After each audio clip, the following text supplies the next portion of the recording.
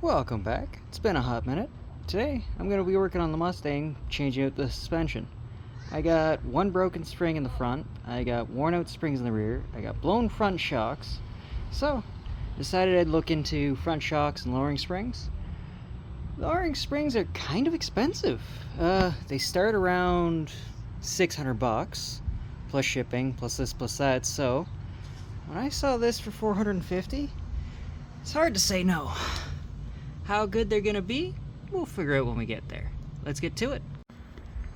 So yeah, I bought the eBay special coilover kit. Now the rear still stays as a spring and a shock, but the front actually changes the shock absorber to a full coilover. I did have to buy the bushings separately, but is what it is. So I'm gonna take the front wheels off, probably knock off the brakes, and get back to you when I get there.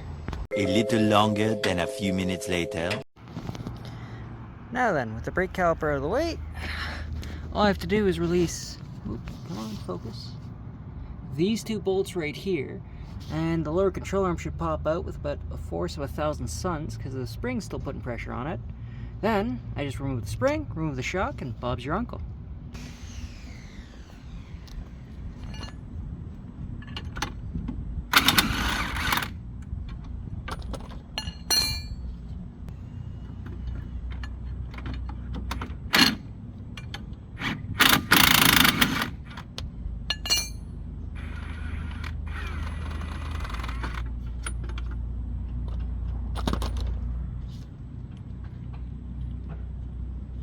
Well, pins out of this grenade. Careful, SpongeBob! Careful, SpongeBob! SpongeBob, careful! Careful, SpongeBob! Careful, SpongeBob! Careful, SpongeBob! Careful, SpongeBob! Patrick, the lid's already off. Oh. Well, that was anticlimactic, at best. But it's out. Honestly, I was expecting a big boom.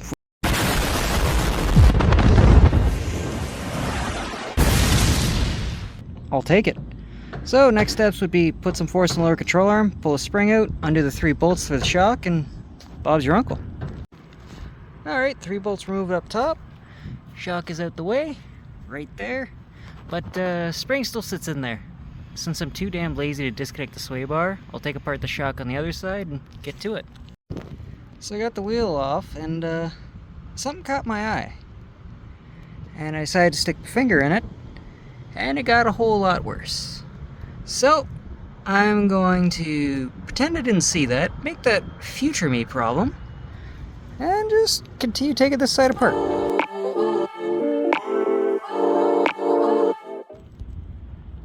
So this side finally had a little bit of a big kaboom. Much more than I was expecting, because the other side did nothing, but you can see, yeah, a little breaky. So I'm gonna finish taking the shock out, give this thing a nice little push down, and take the front springs out. Well, with a lot of prying, bending, and laziness, she's out. Probably record it on the other side because of the struggle, and there still is some broken spring in there, but because I'm lazy, that's future me's problem. Anyways, I'll get you on the other side and I'll show you the process.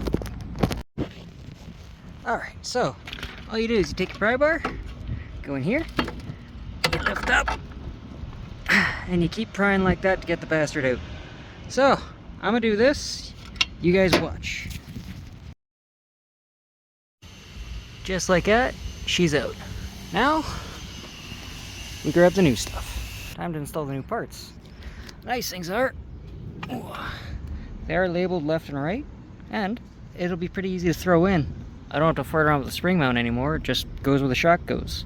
So I'm going to throw these in, throw the wheels on, and we'll see what ride height we sit at. And how you're doing that is with the tools they provide, but always check to make sure A, your coils are at the same height, and B, the springs are at the same preload, or you're going to have a different feeling ride. Fast forward from the future, just to let you know, this is the next day, and I have the coils back out. Reason being is, if you put the right side on the left side and vice versa, you change from camber adjustable to caster adjustable, and the coils will still slide with this top plate, so you still have camber adjustment if you want it. Alright, round 2 of the jack test. Let's see. The height's better, actually. Yeah, I could live with that. The jack will still roll in and out. You know what? I'll call that good enough. Time to take it all back apart, tighten everything up, and send it. One eternity later.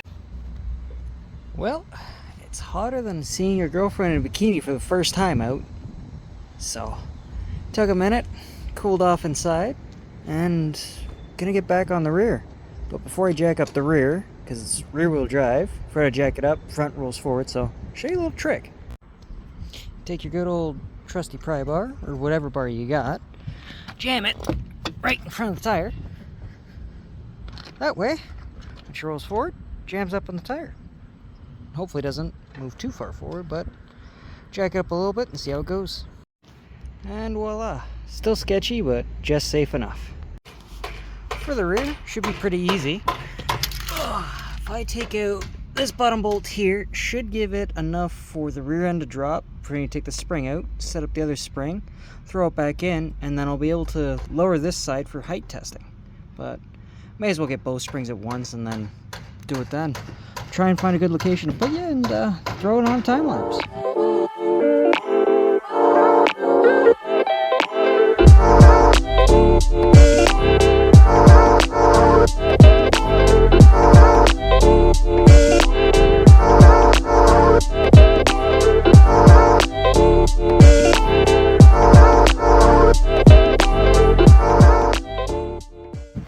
Okay, so I got both the springs in.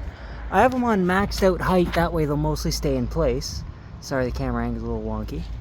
But instead of reinstalling this shock, what I'm going to do is get the shocks out of there, take this rear shock off completely, throw the other shock in, tighten it up a little bit just so the spring perch sits, and then I'll tighten everything up on this side, go back, do that side with the jack in place, and then I'll do a ride height test. That way I don't have a chance of the spring coming out of its new home. Back in a flash. Okay, so I do have that shock in. All I need to do is take out the interior panels, get access up there. It's not fun when you're doing it by yourself, but I did run into a problem. Oh, so the shock is completely maxed out to bring everything into the chassis. The spring is just about completely maxed out to raise the vehicle up. My problem? She's just a smidge loose. So, going over bumps, there's a slight chance I might lose a spring in the middle of the road and have a very bad day. But, I gotta drive it and see how it sits first, but I guess I'll leave everything maxed out and hope for the best. I'll try and do a time lapse of the other side, see how it goes.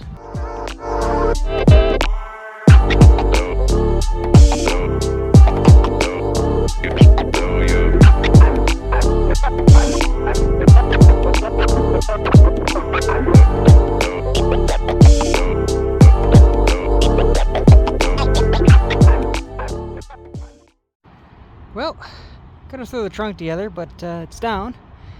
It is a little bit higher in the rear than I like, but still gotta drive the car, let everything soak in.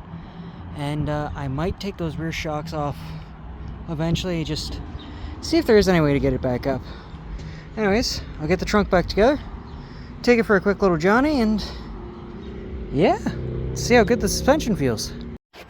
There is just one more important thing about the suspension. It has these fancy little knobs. That adjusts the dampening, so be a good idea, find max. Wow, there's a lot of clicks. Find minimum and go somewhere in between. I'll probably start at 6. And I gotta do that for all 4. And then I'll drive it. A little longer than a few minutes later. So I'm back from the road test. Overall, not bad. The dampening adjustments actually do make a difference. The ride height settled down a little bit more. And like, it's not overly stiff. It rides pretty good. But I can't really lower the rear because the shock might let the spring loose. But, I mean, little forward rake doesn't look bad. Overall, I give the kit probably a 3 out of 5 stars. It's just because the rear shocks are really sketchy, how it doesn't let you tighten down all the way. Other than that, good kit, good driver. Thanks for watching. Catch you on the next one.